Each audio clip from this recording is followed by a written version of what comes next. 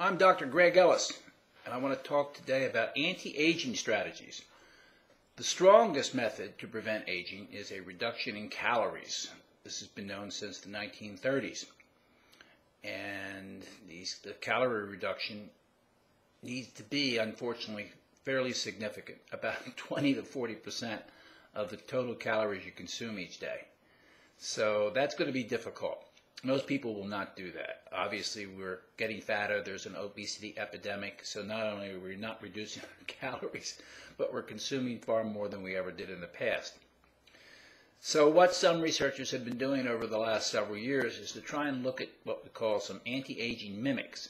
What is it specifically that calorie cutting does that allows us to prevent and slow the aging process? And there are a lot of different candidates for that. Turns out the most important one appears to be a reduction in your exposure to glucose and the pancreatic hormone insulin. This is the most powerful strategy, and the key is to reduce that significantly. Now that's very difficult to do on a high carbohydrate diet because it is carbohydrates that cause the release of insulin because of the production of glucose. So the key strategy, the next key strategy, is to restrict your carbohydrates. And that's my recommendation. Restrict your carbohydrates. And we know that restricting carbohydrates will reduce your insulin levels by about 50%, reduce glucose exposure by about 20%. These are pretty dramatic changes, and you can really get them down there. And then you'll benefit by all of the low-calorie idea without having to do low-calorie. We just know humans are not going to do that. So it's important that you take a look at this and you take a look at the carbohydrate restricted diet. I write about it in my book. There's other options out there. You have to be careful though, because there's a right way to do carbohydrate restriction and a wrong way. One of the key things that many writers are talking about now is following something called the glycemic index. And I spoke about this in another video. This is the idea that different carbohydrate-containing foods will cause different responses in the blood to blood sugar, and then by association to changes in the insulin level. And there are people who are arguing that you have to be careful because different carbohydrates will cause higher rises in glucose and in insulin, and that if you get a higher rise in glucose and a higher rise in insulin, by definition, that will make you fatter than the other. But they're not addressing the issue of there's cutoff points here in the amount of glucose that is in your blood and the amount of insulin that's in your blood. They all have mechanisms of action and maximal rates of activity. So one food that would cause insulin to rise up to, say, 18 microunits per milliliter of blood, and another would cause it to rise up to 33. Well, it doesn't really matter because pretty much by the 18, most of your ability to burn and release fat has been shut down.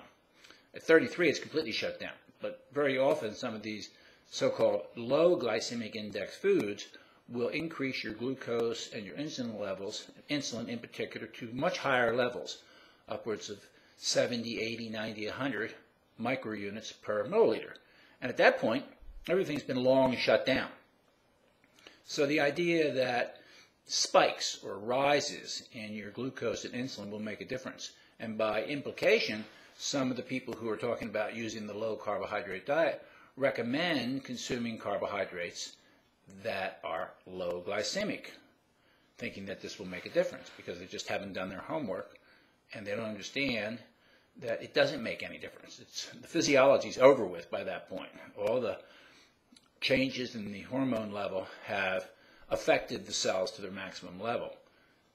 And then the other argument is that foods that are low in glycemic index typically digest more slowly, thereby reducing the amount of glucose that's released into the blood and in turn reducing the amount of insulin that's secreted from the pancreas. And none of this is true. So you'd have to be very careful if you try and restrict your carbohydrates and then you follow a eating pattern that includes some carbohydrate foods that are low in the glycemic index. You're not getting any benefit from them beyond just the carbohydrate restriction. The whole key is to lower the glucose and lower the insulin. That's where the protection comes from. And that's what we have to practice doing. Therefore, anti-aging is best accomplished by lowering your insulin and glucose. They're a real problem, and they cause fat accumulation in your cells, and they cause other negative factors, and they change your metabolism, and you have to be careful. Therefore, my anti-aging strategy is to cut glucose and insulin by reducing the carbohydrate intake.